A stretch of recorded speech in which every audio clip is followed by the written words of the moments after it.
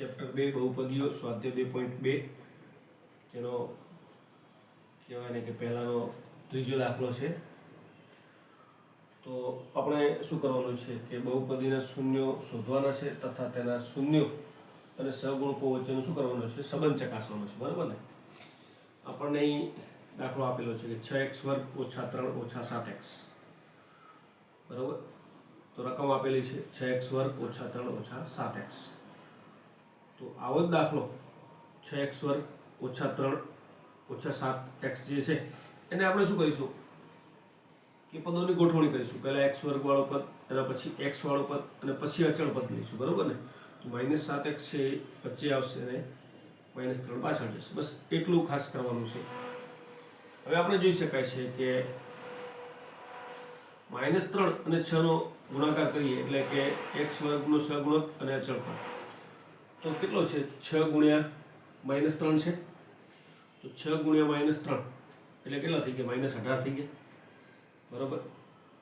અને આપણે જોઈ શકીએ કે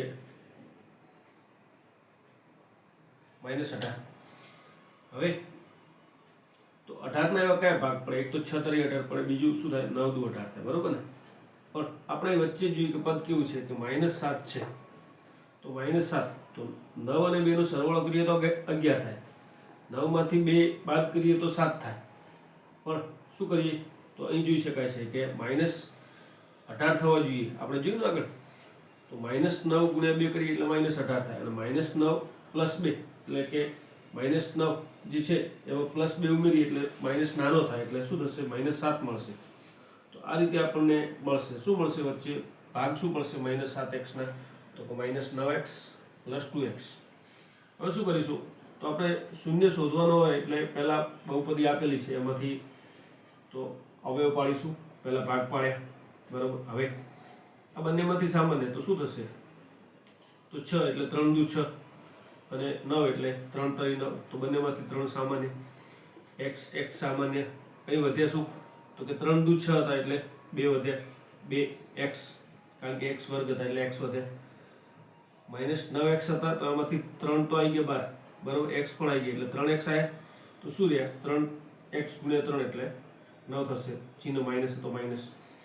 હવે અહીં પદ આપેલું છે 2x - 3, બરાબર, કોઈ સામાન્ય મળતું નથી તો શું કરીશું સામાન્ય 1 નીકાળીશું અને પદ જેમ છે એમ લખી દઈશું 2x - 3। તો આ પદમાં 2x - 3, અહીં પણ 2x - 3, બંનેમાં સામાન્ય બહાર આવશે, શું વધશે 3x + 1, બરાબર, 3x + 1 વધશે, બરાબર। તો આ આપણને અવયવ મળે।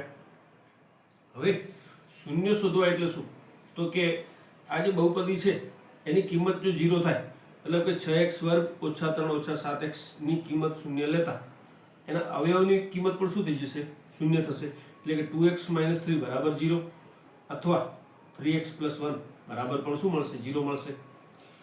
તો 2x - 3 બરાબર 0 માટે -3 બરાબરની સામે જશે એટલે +3 થશે, x ના ગુણાકારમાં 2 છે એ હવે શું થશે સામેના ભાગે જશે પણ ક્યાં જશે ભાગાકારમાં, તો x બરાબર શું મળશે તો કે 3/2 થશે, અથવા આ બાજુ જોઈએ શું હતું તો કે 3x + 1 બરાબર 0, તો +1 બરાબરની સામે જાય એટલે -1 થશે, અને x ની ગુણાકારમાં 3 છે ભાગાકારમાં જશે માટે શું થશે x બરાબર -1/3 થશે। તો આ બે આપણને શું મળ્યા શૂન્ય મળ્યા। આ બહુપદીને શૂન્ય કયા કયા મળે તો કે x બરાબર 3/2 અથવા શું મળે બીજું x બરાબર -1/3। તો આ બે શૂન્ય કયા કયા તો શૂન્ય આપણે કયા કહીશું કે 3/2 અને બીજું -1/3, આ બે શું થઈ જશે બહુપદીના શૂન્ય થશે, બરાબર।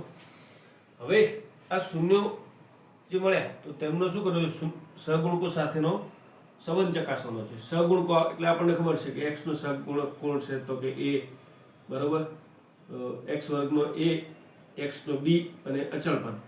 તો આનો સંબંધ કેવી રીતે મળશે તો એના માટે જે છે મુદ્દા પહેલા સરવાળો કરીએ શૂન્યનો, તો સરવાળો કરીએ, બરાબર, તો 3 દૂતીયાંશ વત્તા -1/3, તો 3 તરી 9 લસા લીધો અને 2 એકા 2, અહીં કેવું છે -1 છે એટલે -2 થશે, બરાબર। તો 3 તરી 9, 2 એકા 2, માઇનસ છે એટલે માઇનસ, અને 3 દુ 6 આ લસા જે મળે, બરાબર, તો 6 છેદમાં આવશે, 9 - 2 એટલે કેટલા થઈ જશે 7 થશે, તો 7/6 મળશે, બરાબર। હવે 7 ને લખવા હોય તો કે માઇનસ ગુણ્યા માઇનસ લખી શકાય, કારણ કે માઇનસ ગુણ્યા માઇનસ પ્લસ થાય એટલે માઇનસ ગુણ્યા માઇનસ 7 ભાગ્યા 6. તો હવે જોઈશું કે માઇનસ નિયમના છે અને માઇનસ 7 જે છે એ શું છે તો કે માઇનસ 7 એ છે x નો સહગુણક. શું છે?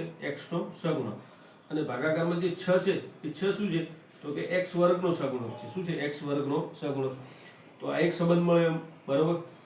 તો શૂન્ય અને સહગુણકો વચ્ચેનો સંબંધમાં સરવાળો કરીએ એટલે એક સંબંધ મળે. હવે શૂન્યનો ગુણાકાર કરીશું તો શૂન્યનો ગુણાકાર તો જે બે શૂન્ય મળે 3 દૂતીયાંશ અને -1 તૃતીયાંશ જેનો ગુણાકાર કરીશું તો એ જોઈ શકાય કે 3 દુ 6 થશે અને 3 એકા 3 એટલે -3 છે.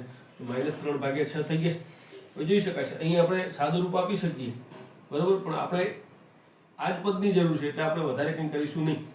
તો જોઈ શકાય છે કે 6 શું છે તો 6 છે આપણો x વર્ગનો સહગુણક અને -3 શું છે તો કે -3 શું છે આપણો અચળ પદ છે. તો અચળ પદ તો એટલું જ આપણે લખીશું, એમાં કંઈ વધારે વિશેષ કંઈ કરવાનું રહેશે નહીં. તો આ એક સંબંધ મળે છે, બરાબર. તો આ રીતે દાખલો ગણી શકાય એમ કે